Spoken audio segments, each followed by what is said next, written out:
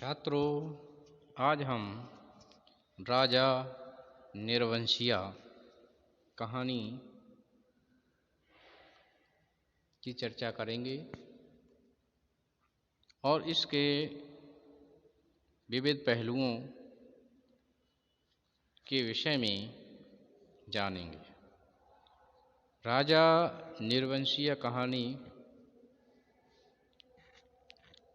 कमलेश्वर की कहानी है और कमलेश्वर ने अनेक चर्चित कहानियाँ लिखी हैं। उन्हीं चर्चित कहानियों में से कमलेश्वर की एक राजा निर्वंशिया कहानी है। तो सबसे पहले हम इस कहानी के शीर्षक के विषय में जानकारी प्राप्त करेंगे, क्योंकि इस कहानी में एक राजा निर्वंशिया दिखाया गया है जिसके कोई संतान नहीं होती है और काफ़ी लंबे समय तक वह निसंतान ही रहता है। इसलिए इस कहानी का नाम कहानीकार ने राजा निर्वंशिया रखा है।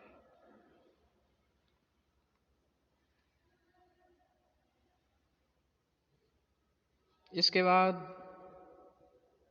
अब हम समानांतर कहानी के विषय में जानेंगे, क्योंकि राजा निर्वंशिया जो कहानी है उस कहानी को संकट के दिन सुनाया जाता रहा है।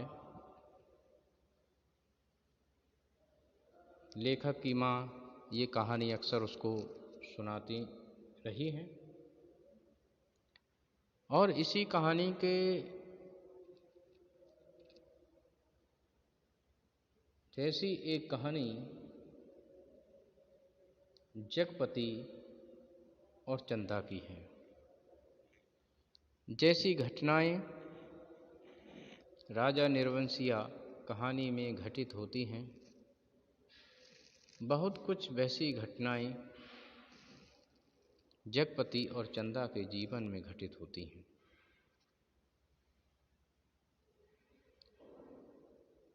राजा निर्वंशिया की कहानी में लेखक की माँ बताती हैं कि एक राजा निर्वंशिया था, उसके पास अपार धन दौलत संपत्ति सब कुछ मौजूद था, परंतु उसके संतान नहीं थी। इस कारण से वह अत्यंत चिंतित रहता था। एक दिन राजा शिकार के लिए निकलता है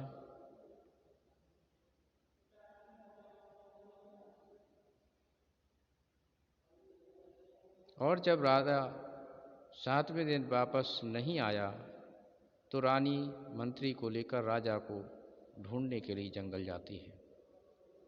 राजा को जब ये जानकारी होती है तो उसको ये ठीक नहीं लगता। एक दिन सड़क पर झाड़ू लगाती हुई एक सफाई कर्मी महिला राजा को देखती है और कहने लगती है कि आज राजा निर्वंशिया का मुंह देखा है, पता नहीं रोटी भी नसीब होगी या नहीं।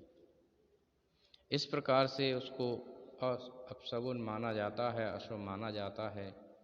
राजा उसके लिए अनाज उसके घर पहुंचाता है जिससे कि वह आसानी से उसका पेट भर सके। उसके बाद राजा व्यापार के लिए बाहर चला जाता है और अपनी एक गाड़ी के साथ वापस आता है काफ़ी लंबे समय के बाद, जिसमें काफ़ी माल भरा हुआ है। परंतु उसकी गाड़ी अटक जाती है।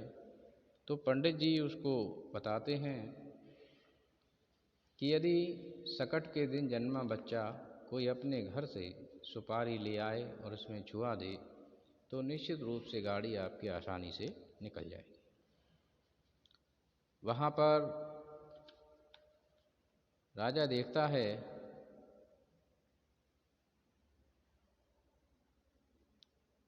कि सकट के जन्मे दो बच्चे वहाँ खेल रहे होते हैं और जब राजा उनसे बात करता है तो बच्चे तैयार हो जाते हैं और घर से सुपारी लाकर उसकी गाड़ी निकाल देते हैं, परंतु शर्त ये रखते हैं कि उसमें आधा धन बच्चों का होगा। राजा स्वीकार कर लेता है। उसके बाद बच्चे उस गाड़ी को और राजा को अपने महल में ले जाते हैं। राजा को विश्वास नहीं होता कि ये मेरे बच्चे हैं, अविश्वास करता है। रानी उसको समझाती है। उसके बाद कुल देवता की पूजा होती है, वो प्रसन्न होते हैं और राजा और रानी सुखपूर्वक रहने लगते हैं। राजा ने रानी के नाम से मंदिर बनवाया, दूसरे राजकुमार के नाम को सिक्कों पर खुदवाया और उसको उत्तराधिकारी भी बनाया। इसलिए ये कहानी सुनाई जाती है। परंतु जगपति और चंदा वे भी निसंतान थे, उनके भी कोई संतान नहीं थी। इसलिए उनकी चाची हमेशा उनको ताने देती रहती थी।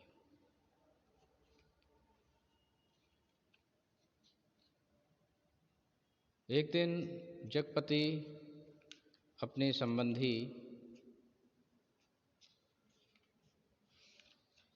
के घर निमंत्रण में गया हुआ था जिसका नाम दयाराम था, और वहाँ पर डकैतों से उसकी मुठभेड़ होती है। वह उनका मुकाबला दृढ़तापूर्वक करता है, परंतु होता यह है कि जगपति की गोली लग जाती है और जगपति को अस्पताल में भर्ती होना होता है। कई दिन तक जगपति उस अस्पताल में भर्ती रहता है। उस अस्पताल का कंपाउंडर बचन सिंह चंदा को यह बताता है कि यदि इनको अच्छी दवाइयाँ मिल जाएं तो ये जल्द ही ठीक हो सकते हैं,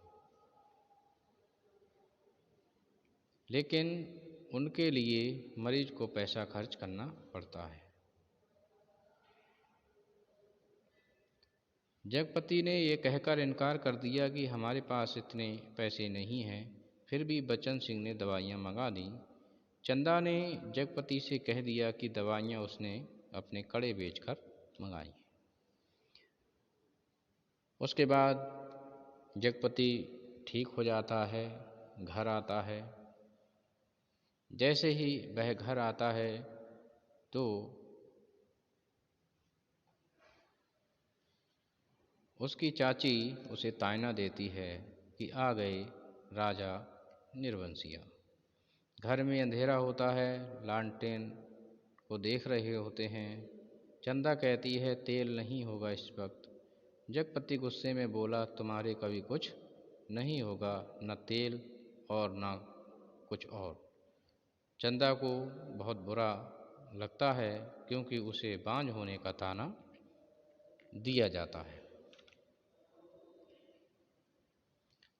उसके बाद में बचन सिंह का घर पर आना जाना रहता है और बचन सिंह की सहायता से रुपए उधार लेकर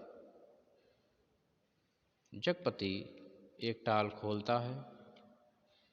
परंतु कुछ समय बाद पता चलता है कि चंदा गर्भवती हो गई है और जगपति की चाची ने घोषित कर दिया कि बच्चा कंपाउंडर बचन सिंह का है। इस प्रकार से चंदा की बदनामी शुरू कर दी उसकी चाची ने। इस पर जगपति भी गुस्सा होने लगता है और वह कहता है ये सब मुझे क्या दिखा रही है बेशर्म बेगैरत। उस वक्त कहीं सोचा था जब मेरी लाश तले। इस तरीके से बात करता है। और तब चंदा जवाब देती है कि तब की बात झूठ है। और वह कहती है लेकिन जब तुमने मुझे बेच दिया।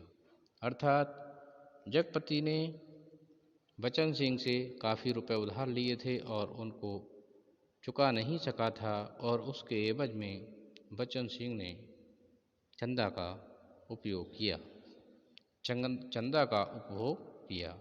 जगपति को पता चला कि चंदा ने उसके बाद जब चंदा गर्भवती हो जाती है और फिर इनमें झगड़ा होता है, चंदा मायके चली जाती है।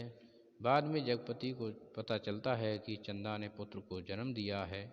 उसी रात जगपति अफीम खाकर मर जाता है। चंदा के पास कोई दैवी शक्ति नहीं होती और जगपति राजा नहीं बल्कि बचन सिंह का कर्जदार होता है। और वह एक पत्र लिखता है कि इसमें चंदा का कोई दोष नहीं है और मैं चाहता हूँ कि मेरा बेटा ही मुझे अग्नि दे। और वह लिखता है कि मैंने अफीम नहीं रुपए खाए हैं, उसने कर्ज का जहर था। मेरी लाश तब तक न जलाई जाए जब तक चंदा बच्चे को लेकर न आ जाए, आग बच्चे से ही लगवाई जाए। तो इस प्रकार से ये दो अलग अलग कहानियाँ हैं और दोनों ही कहानियों में काफ़ी समानताएं हैं और दोनों कहानियों के समाप्ति में अंतर भी दिखाई देता है। एक तरफ राजा निर्वंशिया की जो कहानी है उसमें कुल देवता प्रकट हो जाते हैं और राजा और रानी के बीच की भ्रांतियां दूर कर देते हैं, वे सुखपूर्वक जीवन बिताते हैं। परंतु जगपति और चंदा के बीच कोई ऐसा व्यक्ति नहीं होता जो उनकी भ्रांतियों को दूर कर सके। और फिर जगपति एक राजा नहीं होता है बल्कि बचन सिंह का कर्जदार। तो इसमें दोनों कहानियों के में जो अंत होता है उसमें अंतर पाया गया है। तो मैं समझता हूँ छात्रों कि आपने इनको समझा होगा। धन्यवाद।